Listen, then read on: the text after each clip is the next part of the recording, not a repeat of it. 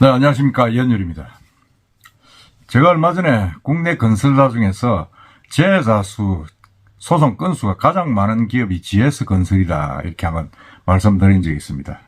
저도 깜짝 놀랐습니다. 저도 GS건설에서 지은 아파트에 사는데, 아니, 이렇게 일군 업체가 어떻게 이렇게 재해 수 1위에 올랐나 해서 저도 깜짝 놀라고 했는데, 야, 정말 이게 또 충격적인 사건이 또 하나 발생했죠.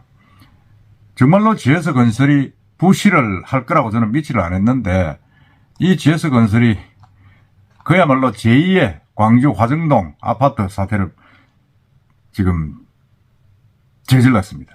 그 이야기를 해보겠습니다. 시공능력 5위의 메이저 건설사입니다. GS건설은. 시공 중에 아파트 지하 주차장이 무너졌습니다. 그 지하 주차장 위에는 어린이 놀이터로 조성될 예정이었다고 합니다. 그러면 그게 만일 아파트 입주하고 난 뒤에 와라라 무너졌으면 어린 아이들이 엄청나게 사고를 당했을 것이다. 그런 걸 예측을 할 수가 있습니다. 이게 이제 타설을 마친 지 10달, 그걸 1년 가까이 지났는데, 타설이란 건 이제 완전히 이제 공사를 끝내고 굳어진 거죠. 굳어져가지고 이제 뭐 그 공기 부분은 사실상 이제 사업 공사 종료다 하는 그런 부분인데, 그게 한꺼번에 무너진 겁니다. 아찔하죠. 아찔한데, 이게 이제 인천광역시 금단 신도시 이런데 시공 중인 공공분양단지 안단태 아파트라고 합니다. 이게 이제 지하 1, 2층 주차장이 상층 구조물이 무너졌는 겁니다. 제가 이걸 이제 이야기하는 것은 GS건설이 지금 부산에 아주 탑 클래스의 어떤 아파트들 전부 다 GS지 않습니까? 부산에 가장 한때는 롯데건설이 뭐 우위했었는데 이제는 다 물러나고 GS가 지금 최고입니다. 공사 그것도 보면 다 해운대, 수영, 이런 남구, 해안가를 끼고 쭉 전부 다 GS건설입니다. 삼익비치도 그렇고 뭐 하여튼 쭉 가면서 남천자이 뭐 하여튼 대부분이죠. 대연자이, 그리고 저기 뭐 해운대 자이도 있고 쭉 가면서 자이 아파트고, 최근에 이제 시공사 경영 중인 중동 오지구, 거기도 지금 오산단지죠. 거기도 지금 GS하고 DLNC가 경합 중입니다. 근데 지금 GS건설이 거의 될 가능성이 크다 지금 이렇게 나오고 있는데, 이게 지금 이런 일을 벌어진 겁니다. 한국토지주택공사 LH가 발주한 이곳은 이제 지하 2층, 지상 25층, 10개 동, 1900가구, 뭐 상당히 큰 거죠. 1900가구면. 현재 공정률이 65%가 돼가지고 석 달 뒤에, 12월 달이니까 석 달은 아니고 한 6, 7개월 뒤에 입주를 앞두고 있다고 합니다. 근데 이게 지금 콘크리트 타설 이후에 내부 마감 공사까지 마친 상태에서 붕괴가 된 겁니다. 이건 뭐냐면, 우리가 한때 광주 현대 아이파크 아파트 무너진 그와 똑같은 어떤 공법이라고 합니다. 무량판 구조. 그러니까 이게 수평으로 쭉 그냥 천정을 하는데 기둥이 없다는 겁니다. 기둥이 없이 쭉 만드는, 빔이 없는 구조로 만드는 무량판 구조다. 그래가지고 이거는 뭐 GS건설 정도 같으면 충분히 할 수 있는 것이다. 뭐 이렇게 지금 이야기하고 있고, 또 공간 활용도가 많습니다. 빔이 없으니까. 그래서 많이 쓰고 있는 건데, 이게 지금 뭐 시공은 GS에서 했고 설계는 또 LH가 이제 해가지고 그 건축 시방서에 따라서 공사를 진행하고 있다 이러는데, 물론 뭐 결과는 봐야 됩니다. 결과는 봐야 되겠지만은, 어떻게 이렇게 GS에서 한 이게 이렇게 큰 사고가 날 수 있느냐, 저는 깜짝 놀랐습니다. 이거 어떻게 해야 됩니까, 지금 이게? 일본 업체들이 저는 볼 때는 이게 거의 이제 공사비가 올라가고 막 시공 단가가 올라가는데, 임금비도 올라가는데, 아마 초기에 계약된 이게 공공 수주 아파트니까 이 공사비를 올리지 못해가지고 한 2, 3년 전에 계약된 그 공사비를 가지고 하려 하다 보니까 아마 자재로 좀 적게 쓰고 부실 공사를 한 거 아니냐 하는 그런 생각이 많이 듭니다. 그래도 그렇게 지금 이야기가 나오고 있습니다. 나오고 있는데, 이게 뭐 원희룡 장관까지 좀 가가지고 지금 사고 현장에서 지금 시공사, 그리고 발주처, 무건 책임 묻겠다, 뭐 이렇게 이야기를 하고 있는데, 참 천만다행인 게 이게 밤 시간대에 아무도 없이 입주가 안 된 상태에서 무너졌기 때문이지, 안 그랬으면 엄청난 인명피해가 지금, 생겼을 것이다. 지금 이렇게 나오고 있습니다.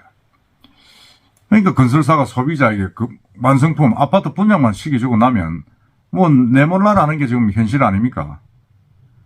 그러고 난 뒤에는 뭐, 얼마입니까? 한 3년 정도 뭐, 하자보수공사 기간이 있고 난 뒤로는 끝입니다. 그 뒤로는 무너지든 말든 책임을 안 지는 거죠. 이런 어떤 이 건설, 우리 아파트 건설의 관행 때문에 사실은 불실공사가 계속 제기되고 해도 국민들이 말을 못 하는 겁니다. 더더구나 이 일본 업체라 하는 이 브랜드, GS건설, 뭐 현대건설, 포스코, 뭐 이런 일본 업체의 브랜드 뒤에 숨어가지고 사실은 얼마나 많은 부실 시공이 있었겠느냐 하는 게 지금 뭐 일부 전문가들의 비판이죠. 저도 그렇게 생각합니다. 이 일본 업체들, 부산 지역에서도 모든 아파트, 공공기관, 공공발주 아파트든 민간발주든 거의 70% 이상이 지금 일본 업체들입니다. 그리고 소비자들도 일본 업체를 믿습니다. 지금 우리 에코델타시티, 저도 지금 보면 부산에 도시공사에서 발주를 하고 땅을 만들어서 토지 조성을 해가 넘기는데 지방업체, 부산업체들은 거의 없습니다. 대부분 GS, 대우, 대림, 무슨 뭐 서울업체들입니다. 일본 업체들이죠. 그거 참 문제입니다. 문제긴 문제인데 그래도 뭐 또 소비자들이 선호가 지역업체보다는 뭐 일본 업체, 탑클래스 걸 많이 찾고 있기 때문에 뭐 어쩔 수 없다 하지만은 정말 이건 이랬으면 안 된다는 생각이 듭니다. 물론 이제 원장관이 빨리 가서 원희룡 국토부 장관이 가서 가만두지 않겠다. 그리고 공사 중지명령을 내리고 원인 규명을 위해서 모든 걸 다 최선을 다하라 이런 지시를 했다는 건 저는 잘했다고 봅니다. 잘했다고 보는데 잘했다기 앞서 이 GS건설이나 LH에서 정말 이 공사 부분에 최선을 다했는지 한번 반성을 해볼 필요가 있다는 생각이 듭니다. GS건설이 아까도 초대도 말씀드렸지만은 3년간 건설사 중에 재수자 1위입니다. 참, 이 말이 안 되는 일이 이게 지금 일어나고 있는 현상도 감아보면 이게 지금 계산을 해보면 1위고 포스코, 대우건설, GS건설 뭐 이런 순으로 지금 산업 현장의 재해가 많이 나고 민원이 많다는 겁니다. 그리고 재해자 숫자, 그러니까 피해 입은 사람 숫자다 보면 GS가 최고로 많습니다. 그러면 이게 GS가 겉만 번지하지 실상은 문제가 많은 건설사다. 그렇게밖에 볼 수가 없습니다.